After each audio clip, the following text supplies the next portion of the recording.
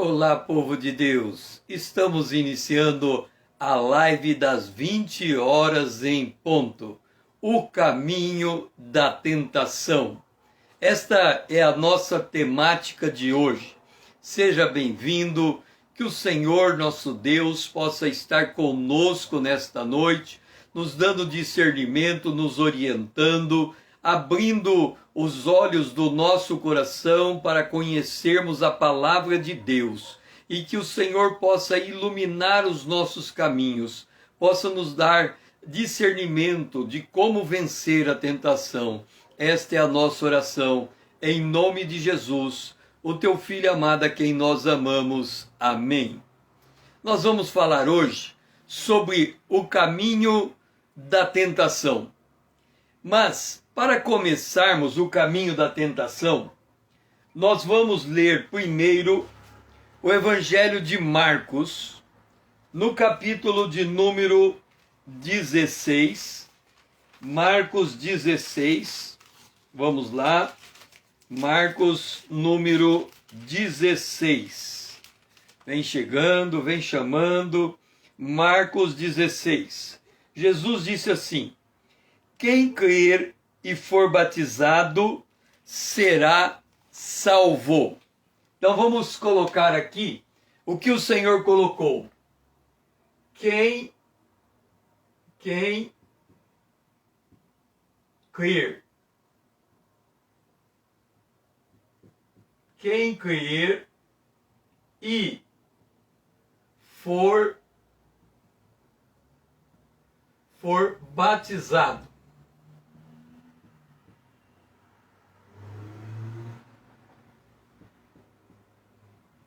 Quem crer e for batizado será salvo.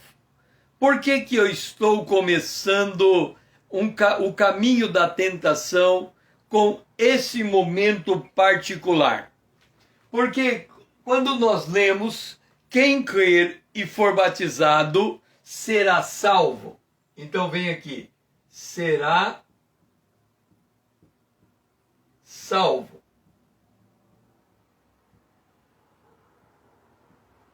Será salvo.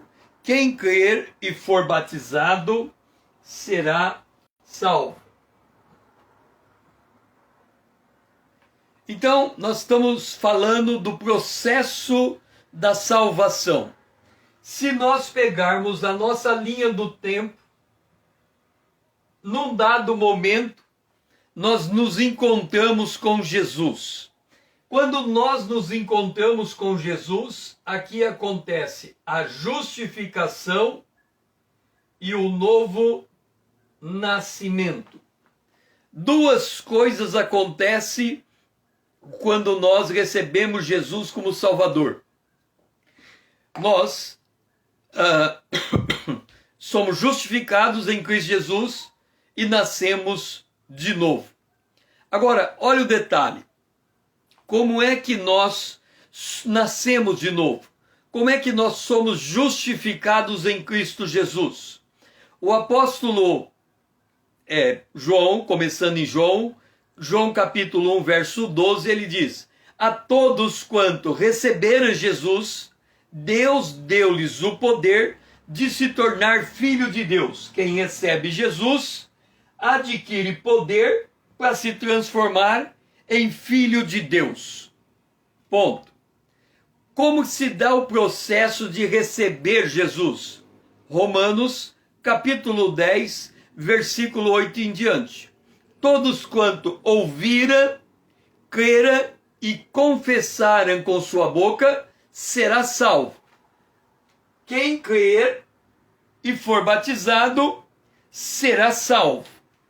O ato de crer envolve ouvir a palavra de Cristo, a fé vem pelo ouvir, e ouvir a palavra de Cristo.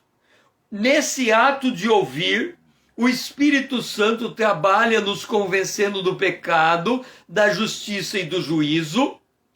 Nós somos convencidos e cremos na palavra de Deus, que Jesus é o Cordeiro de Deus que tira o pecado do mundo, portanto o nosso pecado, e nós confessamos. O ato de confessar é o ato de confessar recebendo Jesus, Senhor, eu confesso que sou pecador e recebo o Senhor como meu Salvador e meu Senhor. Então, eu estou reconhecendo o que Jesus fez na cruz, que ele morreu no meu lugar e ressuscitou para me justificar, e quando eu creio nesta verdade, eu confesso. O ato de confissão envolve dois momentos importantes. O primeiro momento é o ato de eu proclamar, de eu declarar. Então, por isso eu declaro, Senhor, eu sou pecador, Jesus morreu no meu lugar, ele é o Cordeiro de Deus que tira o pecado do mundo, eu creio nessa verdade, reconheço o Senhor como meu Salvador, como meu Senhor, e agora me torno filho de Deus. Amém. Sou salvo pela graça mediante a fé. Jesus disse assim: quem me confessar diante dos homens, eu confesso diante do Pai. Quem me negar diante dos homens, eu confesso diante do Pai. Como é que então eu vou confessar diante dos homens?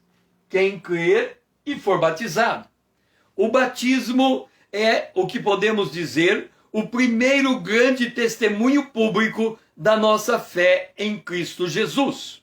Por que somos batizados? O batismo é um ato simbólico em que nós somos imersos na água como quem está morrendo para este mundo.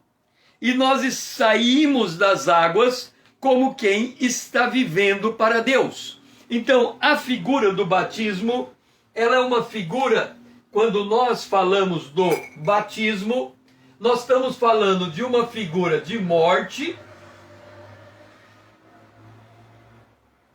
e uma figura de ressurreição. Então o batismo, ele traz consigo estas duas figuras. Nós morremos para o mundo e ressuscitamos para Deus. Este é o papel do batismo. Então o batismo, entenda, nós nos tornamos filhos de Deus quando recebemos Jesus como Salvador, no ato da nossa confissão. O batismo é a confissão pública, o testemunho público do que aconteceu. Então nós já nascemos de novo, nós já somos filhos de Deus, por isso nos deixamos batizar. O batismo, quando nós somos batizados, ele também tem, deixe-me tirar a letra E daqui, quem crer e for batizado, ele tem um aspecto de identificação. Identificação.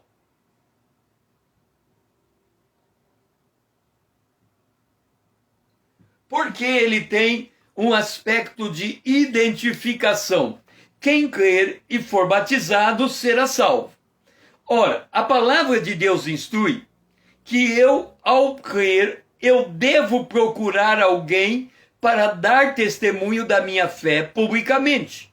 Este alguém que tem a autoridade para me batizar é alguém que tem a mesma fé que eu tenho e passou pelo mesmo batismo que eu passei, e em geral que é o líder desse movimento de fé que eu tenho. Então, quando nós lemos em Mateus, capítulo 28, só para reafirmar esse conceito, de que quando nós somos batizados, nós estamos debaixo de algum tipo de autoridade, em Mateus capítulo 28 diz assim: ide, portanto, fazei discípulos em todas as nações, batizando-os em nome do Pai, do Filho e do Espírito Santo. Portanto, quando nós somos batizados, nós temos uma liderança e estamos nos colocando debaixo desta liderança.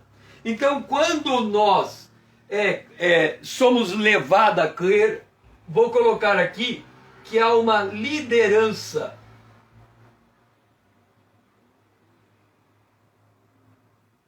Essa liderança, ela tem autoridade para me batizar em nome do Pai, em nome do Filho, em nome do Espírito Santo. De forma que quando eu passo pelo batismo, eu passo a fazer parte da igreja local. O que é a igreja local? A igreja local, a palavra igreja significa assembleia, congregação. É uma congregação de pessoas, uma assembleia de pessoas, um grupo de pessoas que têm uma mesma fé e estão debaixo de uma liderança. Então, esta igreja forma o corpo de Cristo local. Então, nós que recebemos Jesus como Salvador, somos batizados e a partir do batismo nos integramos em uma igreja local, fazemos parte do corpo de Cristo, o cabeça da igreja é Cristo e a igreja local tem um cabeça, uma liderança constituída naquele lugar. Isto é a relação entre ser salvo e o batismo que nós estamos participando. Agora, o batismo, e aqui me permita apagar, já que fizemos a nossa introdução, nós vamos colocar agora o batismo como ponto de partida. O batismo como ponto de partida da nossa fé. Por quê? Porque no batismo eu congrego em uma igreja local. Em uma igreja local.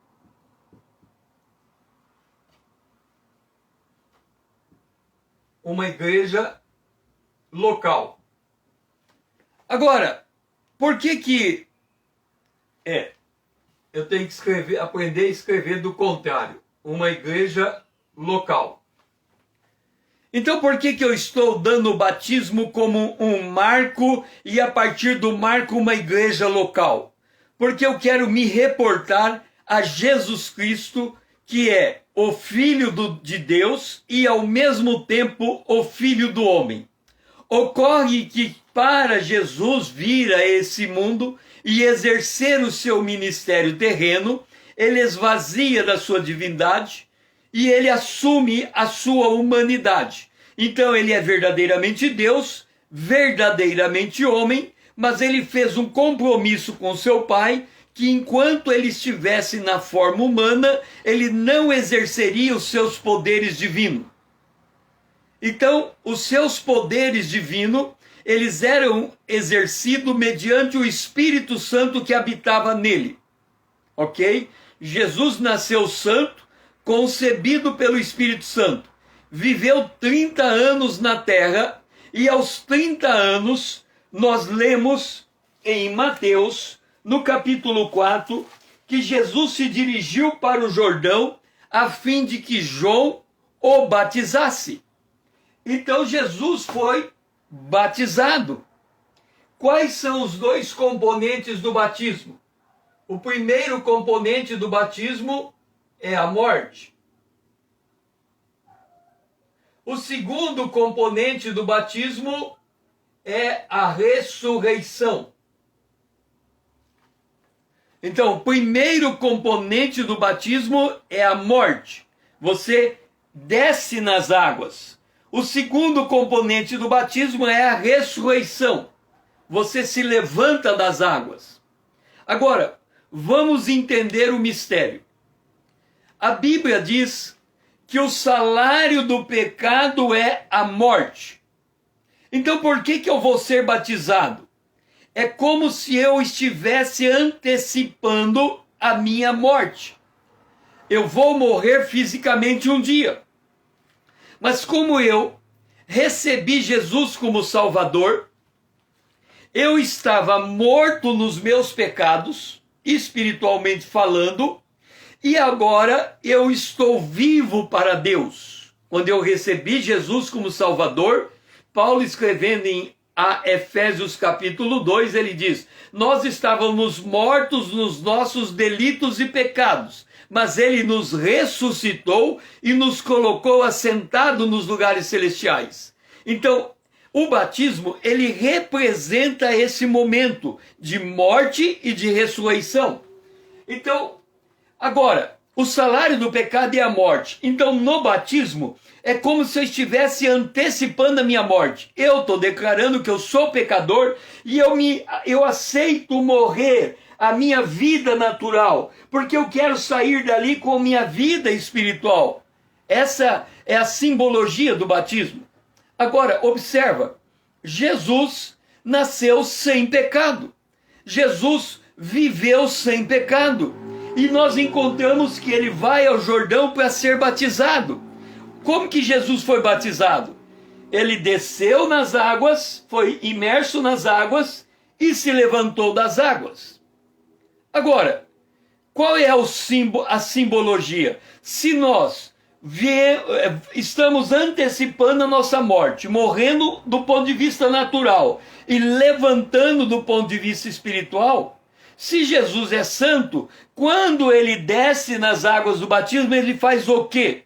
Ele está se identificando conosco. É como se naquele momento todos os pecadores do mundo estivessem colocando sobre ele como um cordeiro todos os seus pecados. E ele vai debaixo das águas e ele assume aquela condição de morte. É como se ele estivesse levando junto conosco os pecados, os nossos pecados. Isaías 53 fala que ele levou sobre si as nossas enfermidades. Então ele morreu em nosso lugar e ele ressuscita. Quando ele ressuscita para uma vida para Deus. Jesus já era de Deus. Mas ele está dando um testemunho público, ele está dizendo, olha, eu aceito morrer para a vida natural e aceito viver na vida espiritual. Ele está dando um exemplo para nós. Nós estamos fazendo a mesma coisa que ele fez em sentido inverso. Nós estamos dizendo, nós estamos pondo o pecado nosso em cima dele e estamos saindo da água do jeito que ele saiu. E passamos a andar com Deus. Então, o batismo foi o momento em que Jesus, ao fazer esse gesto de ser batizado, ele recebe um testemunho público de Deus. Lembra? Jesus disse, se você me confessar diante dos homens, eu confesso diante do Pai. Se você me negar diante dos homens, eu nego diante do Pai. Por quê? Porque quando Jesus desce na água e sobe, o Espírito de Deus vem sobre ele em forma corpórea de pomba, e a voz do céu, a voz do Pai diz, este é o meu Filho amado, em quem me comprazo. Então ele está recebendo um testemunho público. Então quando nós nos deixamos batizar nas águas e passamos a fazer parte da igreja local, nós recebemos um testemunho público de filiação. Nós fazemos parte da grande família de Deus. Aí você vem e me pergunta, César, ok, já entendi a figura do batismo, mas qual é a lógica entre o caminho da tentação e o batismo nas águas? Acontece que terminado Jesus de ser batizado nas águas, em Mateus capítulo 4, verso 1, nós lemos, a seguir, foi Jesus levado pelo Espírito ao deserto para ser tentado pelo diabo. Então, se nós quiséssemos dar um marco no tempo, a partir do momento em que somos batizados e passamos a fazer parte da igreja local, inicia a nossa jornada de tentação.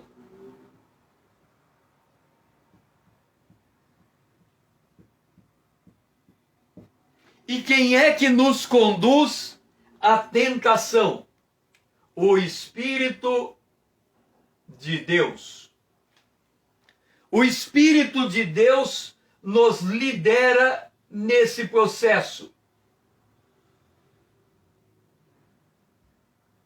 Ele nos guia para um local de tentação e para ser tentado pelo diabo. Em Lucas, no capítulo 4, verso 1, alguns detalhes são acrescentados desse momento e são detalhes extremamente importantes para nós. Porque fala assim, Jesus cheio do Espírito Santo. Portanto, quando a pomba desce sobre ele, ele fica cheio do Espírito Santo.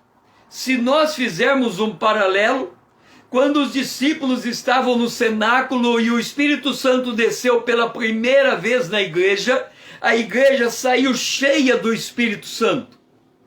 Então, esta é a condição da igreja colocada em tentação. Ela é colocada em tentação cheia do Espírito Santo. E ela foi guiada pelo Espírito para o deserto. Deixe-me dizer uma coisa. Israel saiu do Egito, passou 40 anos no deserto e depois ele entrou na terra prometida. O deserto é o caminho, é o meio do caminho. É o caminho entre sair da escravidão a uma libertação. Nós saímos do reino das trevas e fomos transportados para o reino do Filho do amor de Deus. E o deserto é também a fronteira para chegar na terra prometida. Para Israel, a terra prometida era Canaã.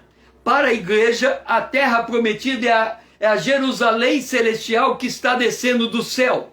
Portanto, a promessa primária da igreja, ou o caminho final da igreja, é o caminho do arrebatamento.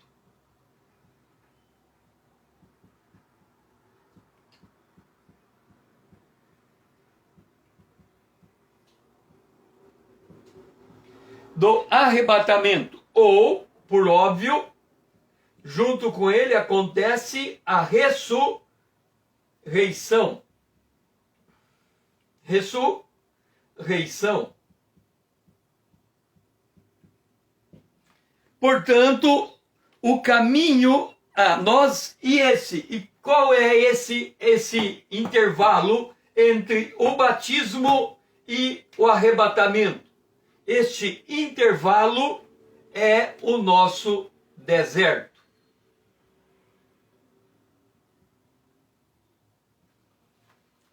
Isso significa que desde o momento em que recebemos Jesus como Salvador, até o momento de sermos levados para o céu, seja pelo arrebatamento, seja pela morte e ressurreição, nós estamos passando pelo deserto. Se estamos passando pelo deserto, quem vive no deserto é peregrino.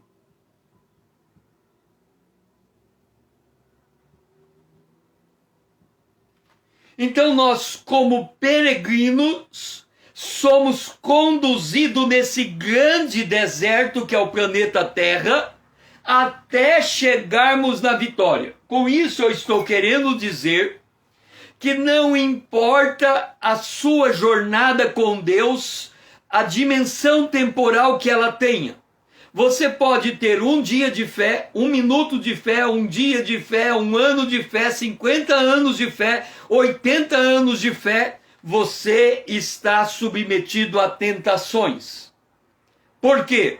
Porque nós temos um corpo corruptível que precisa ser glorificado. Então, enquanto tivermos o corpo corruptível, nós vamos passar pela tentação. Mas não devemos ficar desanimados com isso, porque nós temos o Espírito Santo de Deus que nos conduz na tentação. E aí nós vamos para 1 Pedro, no capítulo de número 4. E 1 Pedro, no capítulo de número 4, no versículo 14, diz assim: se pelo nome de Cristo sois injuriados, bem-aventurados sois, porque sobre vós repousa o Espírito da glória e o Espírito de Deus. Então, quando nós estamos andando do batismo até o arrebatamento, nós estamos em uma jornada, em um caminho. Este caminho é também um caminho da tentação. Este caminho da tentação, ele é feito sob a liderança do Espírito Santo. E nessa liderança do Espírito Santo, nós temos da parte de Deus uma promessa extremamente preciosa. Essa promessa se encontra em 1 Coríntios, no capítulo de número 10, o versículo de número 13. Diz: não vos sobreveio tentação que não fosse humana, mas Deus é fiel e não permitirá que sejais tentados além das vossas forças. Pelo contrário, juntamente com a tentação, ele dá o livramento. Então, se nós temos a tentação, nós temos, junto com a tentação, o livramento.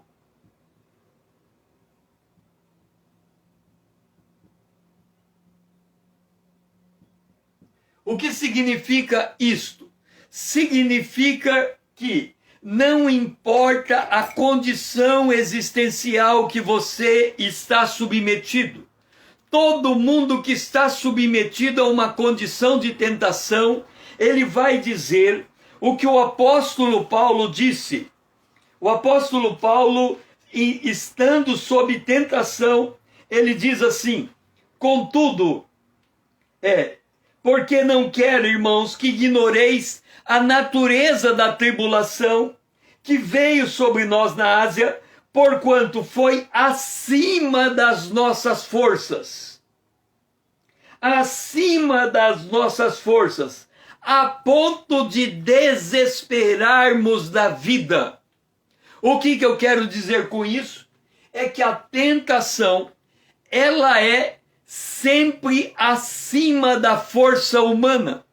Aí você vai dizer: César, pera lá, vamos entender uma coisa. A promessa de Deus diz que não vem tentação que não seja humana, que Deus dá o escape. Agora você diz que a tentação é acima da força humana. Como é que funciona isso? Por que a tentação é em cima da força humana?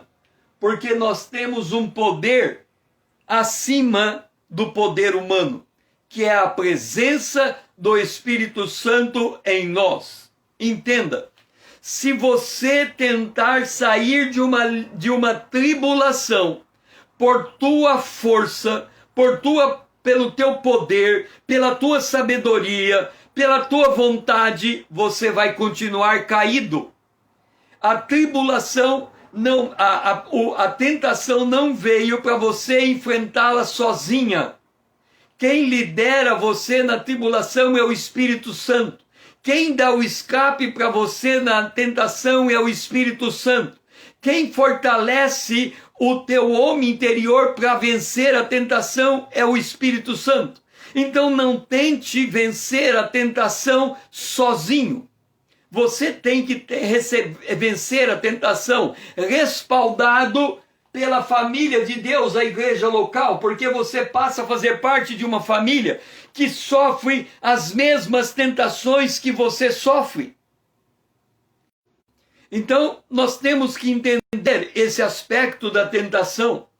Jesus, ele foi conduzido pelo deserto para ser tentado, mas ele foi cheio do Espírito Santo. Ele não foi sozinho. O lugar do deserto não é um lugar para ficar sozinho. É um lugar para ficar, no mínimo, com o Espírito Santo. Ou, no mínimo, com 2 ou 3 irmãos. Porque onde tiver 2 ou 3 reunidos, Jesus está no meio. Então nós não vencemos a tentação sozinho. Nós vencemos com a presença de Deus em nossas vidas. Então, recapitulando, o batismo nos coloca na igreja local, e do batismo até o arrebatamento, ou até a ressurreição por quem passar pela experiência da morte, ele está cruzando um grande deserto.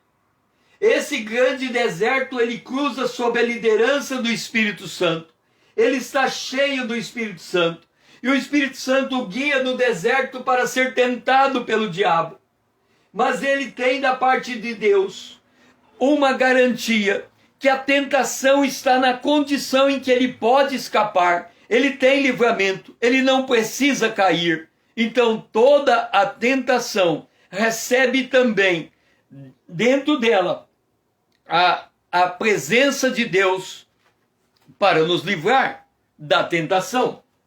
Então, este é o cenário da tentação. Agora, vamos descer um pouco mais no detalhe da tentação. Quando nós lemos o apóstolo Tiago, a carta de Tiago e também depois a carta de Pedro, Tiago diz assim, capítulo 1, verso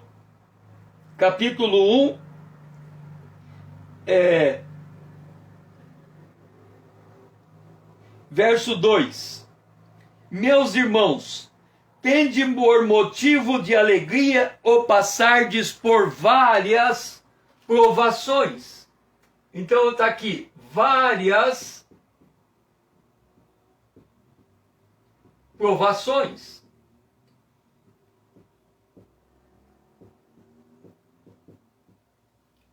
O que significa isto?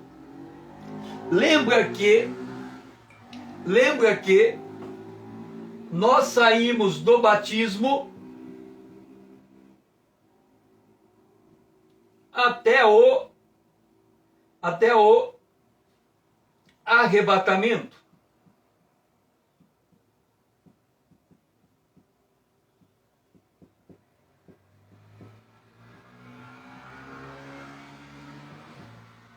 Até o arrebatamento.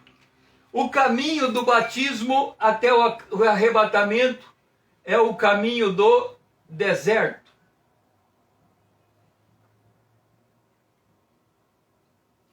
E este caminho do deserto, ele passa por várias provações. Por que eu estou colocando pequenos blocos? Porque a nossa vida, nós podemos dizer que ela é baseada em blocos de tempo ou fases. Cada tentação tem uma temporalidade diferente uma da outra, ou cada provação tem uma temporalidade presente. Nós podemos ter graficamente uma provação. Nós podemos ter uma provação que a duração dessa provação é a duração de toda a nossa jornada. Aí você vai dizer, César, você está me dizendo que nós podemos passar por uma provação que ela tem o tamanho da nossa existência? É muito tempo, é verdade. Da onde você então tira, César, a referência de que uma provação pode durar uma vida ou um tempo muito longo? De Isaac. Isaac casou com Rebeca. Deus deu uma promessa que eles teriam o filho da promessa. Acontece que Rebeca era estéril. Ela não podia ter filhos. E a Bíblia diz que Isaac orou. Ele orou 20 anos pela sua esposa. Portanto, na vida de Isaac, essa tentação durou 20 anos. Eu acho que eu tenho que escrever número ao contrário, não é? 20 anos? Não. 20 anos. Aí.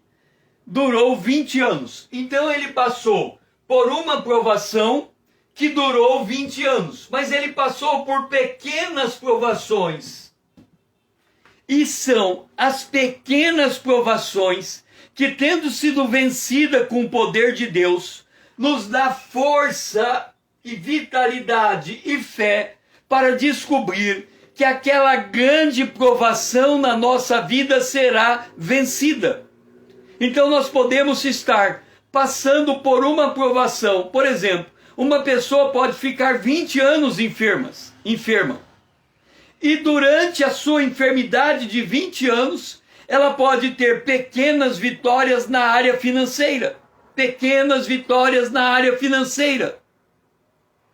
E aí, essas pequenas vitórias na área financeira, vencidas pelo poder de Deus, vai lhe dar força e fé para vencer a enfermidade de 20 anos.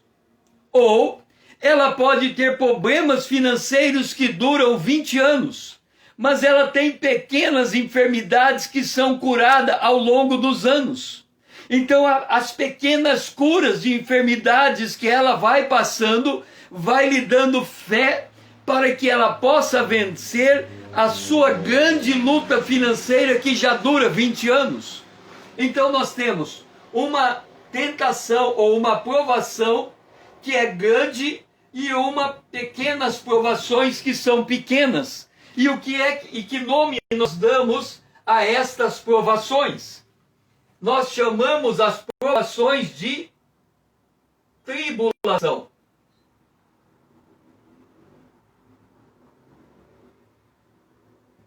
Por que a provação é chamada de tribulação? Você vai entender. Porque nós temos aqui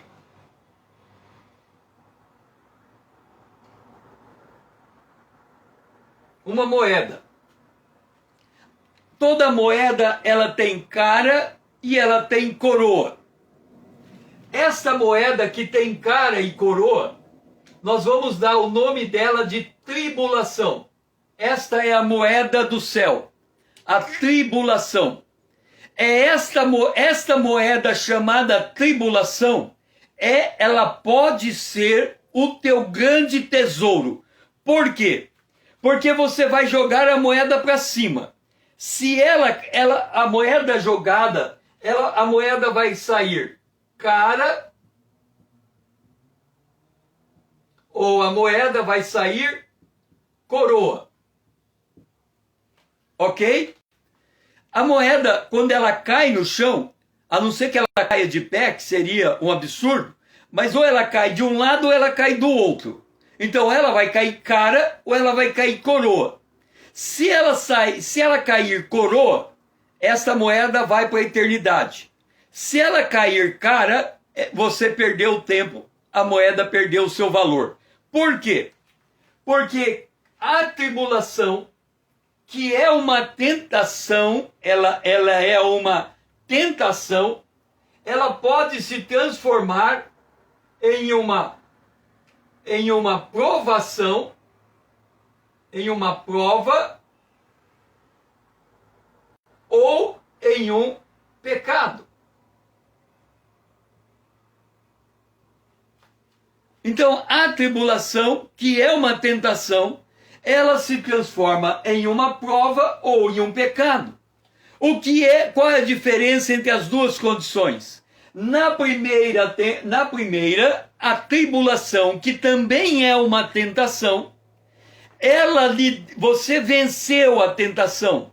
Você não sucumbiu à tentação. Se você não sucumbiu à tentação, significa que ela foi uma prova. A tua fé foi aprovada e você foi aprovado por Deus. Você tem um testemunho de vitória para contar. Mas se a tentação ela levou você a cometer um pecado, então você foi desaprovado. Você caiu em pecado, você caiu em tentação, você caiu em pecado. Então a tentação, cada tentação, cada provação, ela vem Por isso que o Espírito de Deus é que lidera, porque ele está te liderando para extrair de você ou o ouro, ou a prata, ou a pedra preciosa. Quer dizer, de acordo com a maneira que você sai da provação, você gerou um ouro para Deus, quer dizer, você saiu com excelência. Você gerou uma prata para Deus, quer dizer, você saiu na mediana, ou você saiu com uma pedra preciosa. Você fez o mínimo necessário para escapar da provação. Por outro lado, se você for tentado e cair em pecado, ou você gerou a madeira, ou você gerou a palha, ou você gerou o feno. Passado pelo fogo, não fica nada. Você entra no céu, eu falo assim, como um pintinho molhado, ou um pintinho depenado. Você entra sem nada. No céu tem uma veste chamada veste de justiça, que é colocada sobre a veste da salvação. Então você entra no céu sem aquela tua veste de justiça. Isso se torna quase que uma vergonha, porque todos que olharem vão perceber que a maneira como você viveu na terra foi por tua conta e risco e não baseado no poder de Deus. Que você andou pelo teu ego e não pelo Espírito de Deus. Que você se deixou guiar por você mesmo e não se deixou guiar por Deus. Então cada pedra, cada tribulação é um momento em que nós estamos jogando a moeda para cima. Ela vai cair cara, nós caímos em pecado, ou ela cai coroa, nós somos aprovados por Deus.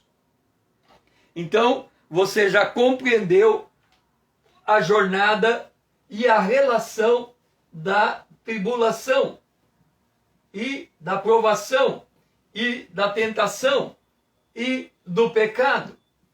Agora nós vamos para Tiago, para nós entendermos o processo da tentação.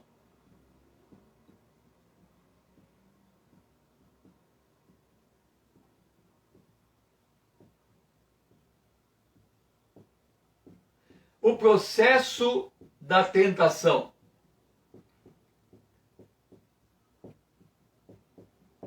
Deixe-me dizer uma coisa. Muita gente no Arraial dos Santos, muitos irmãos e irmãs na fé em Cristo, cai em tentação por não conhecer o processo da tentação. Então nós vamos entender como é que se dá o processo da tentação. E para isso nós vamos para Tiago, o capítulo 1, o versículo 13. Tiago 1, 13.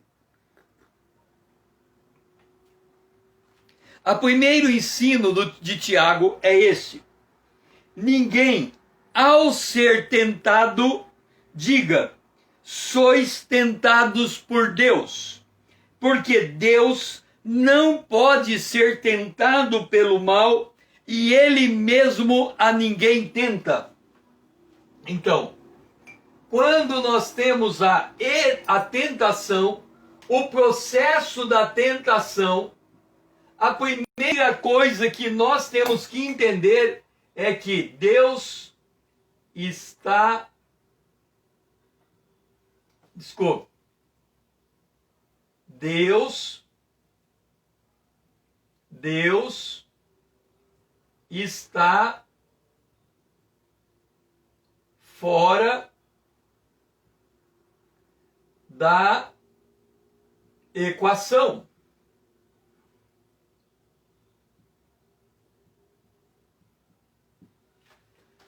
Este é o primeiro ensino de Tiago.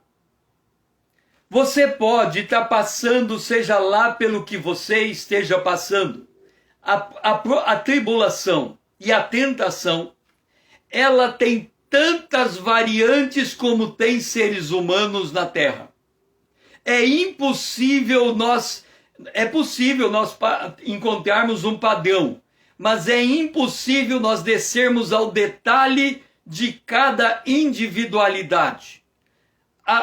Cada um é tentado Tem 10, vamos pegar assim, tem 10 mandamentos. Cada um pode ser tentado por um dos 10 mandamentos, por 2 dos 10, por 3 dos 10, por 4 dos 10, por todos. Ou seja, a variante de tentação é vastíssima. Mas não importa o que você está sofrendo por causa da tua tentação, por causa da tua provação, Deus está fora dessa equação. Não é Deus que está te tentando. Deus não tem nada a ver com o que você está sofrendo. Aí você fala, mas pera lá, Deus não tem nada a ver, então por que eu estou passando isso? Lembra? Jesus, cheio do Espírito, foi levado para o deserto para ser tentado pelo diabo. Lembra que o deserto é a metade do caminho para a promessa. Lembra que a promessa é o arrebatamento. E depois do arrebatamento, a Nova Jerusalém. E que nós estamos cruzando como peregrino. Então, Jesus foi levado pelo deserto para ser tentado pelo diabo. A tentação vem do diabo, não vem de Deus. Deus não tenta ninguém. Toda e qualquer tentação, Deus está fora da equação. É a primeira coisa que você tem que entender.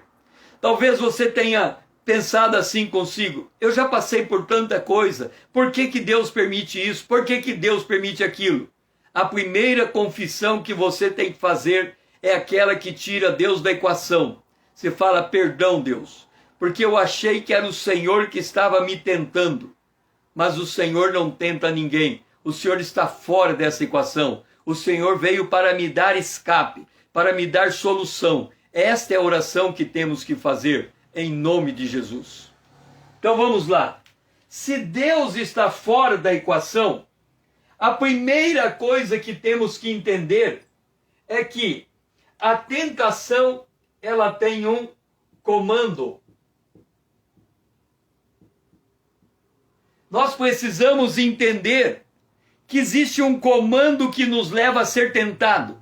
E esse comando, Tiago diz, ninguém, ao ser tentado, sendo tentado, está no gerúndio, não diz quem é que está tentando você. Existem 3 fontes de tentação: o diabo, o mundo e a carne. Então, ou os 3 juntos, ou dois deles, ou um deles. Nós somos tentados pelo diabo. Jesus foi levado ao deserto para ser tentado pelo diabo. Nós somos tentados pelo mundo, a concupiscência dos olhos, a concupiscência da carne, a soberba da vida. Isto é o mundo, tudo isso passa. Nós somos tentados pela nossa carne, pela fraqueza do nosso corpo, que quando na sua fraqueza ele não resiste, é a carne que está comandando, as obras da carne. Então, a tentação tem um comando. Entenda uma coisa, primeiro tem que surgir um comando, um despertamento, ok? Então, vamos pegar o comando da cobiça. Para nós entendermos, vamos fazer um cenário. A Bíblia diz que nós não podemos dever nada a ninguém, ponto. E a Bíblia diz que nós não devemos tomar dinheiro emprestado, mas emprestar dinheiro, ponto. Nesse cenário, vamos dizer que eu quero comprar algo que eu não tenho dinheiro para pagar. Eu deveria esperar, poupar, juntar dinheiro e pagar. Eu não vou fazer isso. Eu vou comprar a crédito, vou comprar parcelado. Então vamos dizer que o comprar parcelado, à luz do que a palavra de Deus ensina, lidar com dinheiro, é cair na tentação. Nós não devíamos emprestar, pegar emprestado, nós tínhamos que emprestar. Então nós tínhamos que mudar a lógica da nossa conduta financeira. Mas, então, vocês entenderam o cenário. Eu não estou querendo dar aqui uma aula de finanças, eu só estou montando o cenário para nós focarmos na tentação.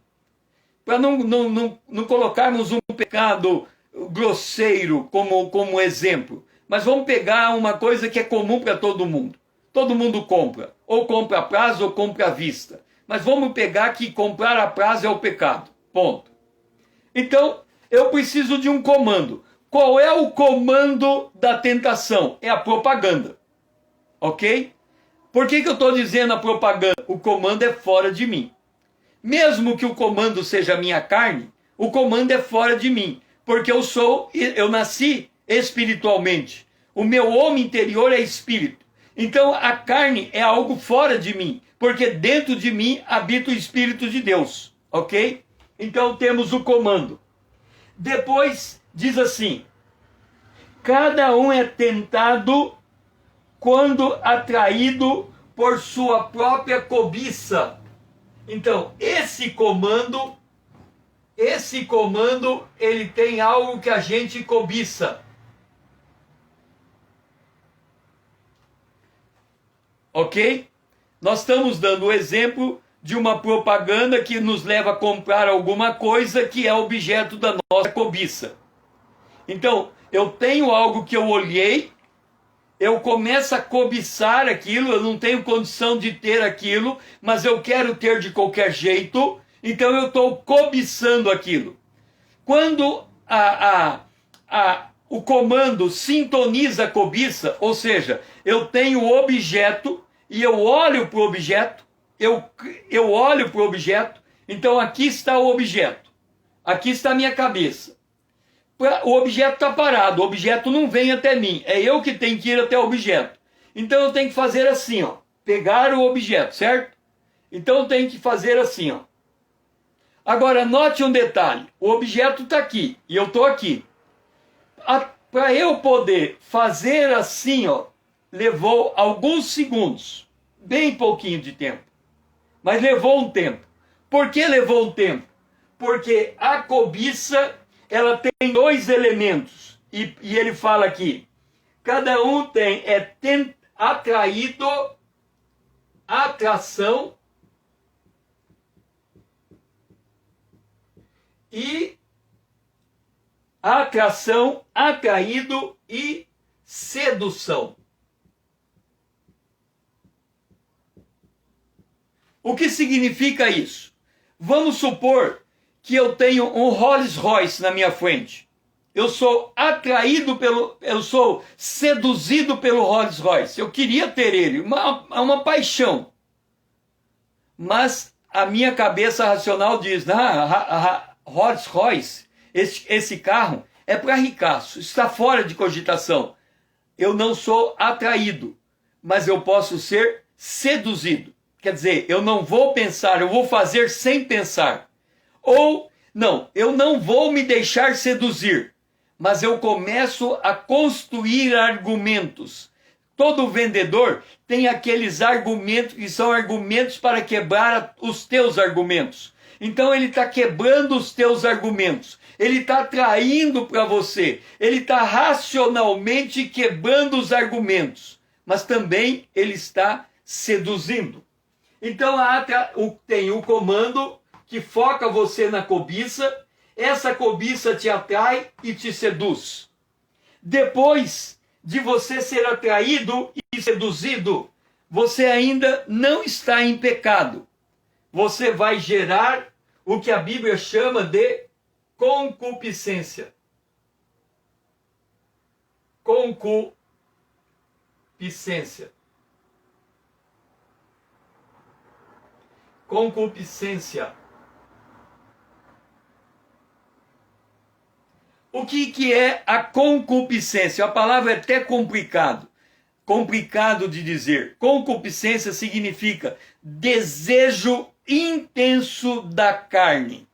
Sabe, quando você toma uma decisão e você fala, eu quero isso para a minha vida, quando você toma essa decisão, você, aliás, antes de tomar essa decisão, é aquela coisa que vai levar você àquela decisão. É aquilo que está fervilhando, borbulhando. Sabe, a pessoa diz assim, me deu 5 minutos de bobeira. E você fez aquilo. Aqueles 5 minutos de bobeira é a tua concupiscência, não tem explicação. Você se atira naquilo. É como você dar um salto na piscina e ficar no ar como quem vai cair e você sabe que não tem mais jeito. Mas ainda não é pecado. Aí a concupiscência, ela dá luz. Ela dá luz. Ela dá luz a quem? Ao pecado.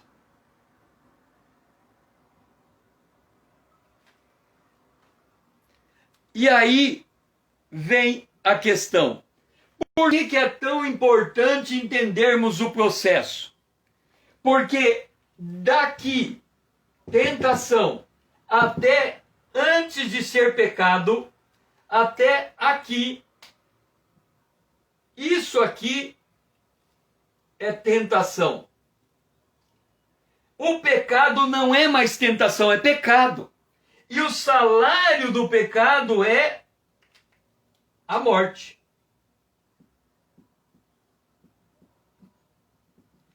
E a Bíblia diz, em Hebreus capítulo 2, que Satanás, ele, por causa do medo da morte, ele faz a pessoa escrava dele. Em outras palavras, o diabo arma o laço, mas só quando você cai no laço é que ele tem poder sobre a sua vida. Enquanto for tentação, o diabo não tem nada a ver com o que está acontecendo com você. É responsabilidade tua permanecer de pé. Mas se você dar luz a tudo isso que está acontecendo e transformar isso em pecado, a partir dali, o laço prendeu você. E só o arrependimento, com a confissão, e em muitos casos, com a reparação, é possível consertar, corrigir. Este é o caminho da tentação. Nós temos que entender o processo. Lembra, você passou numa loja, a propaganda te fez cobiçar, você se sentiu atraído e seduzido, você começou a trabalhar querendo aquilo para você, mas só vai ser pecado no dia que você caminhar para aquela loja e assinar a promissória.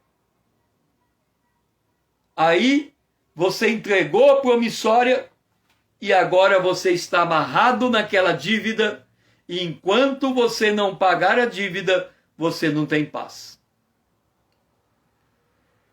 Por que que nós precisamos saber disso?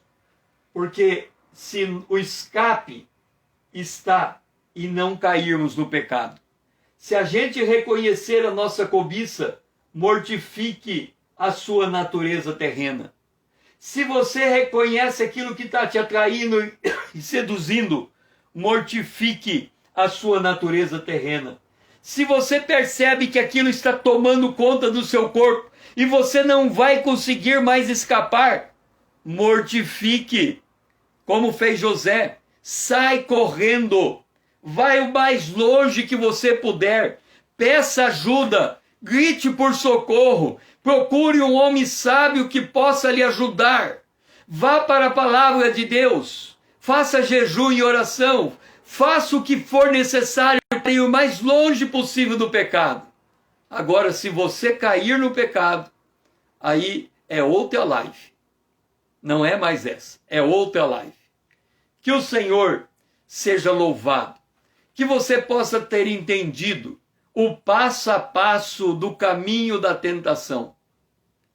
Que você possa ter percebido que nós temos todos os recursos da parte de Deus para transformar uma tentação numa aprovação e numa aprovação e no fortalecimento da nossa fé.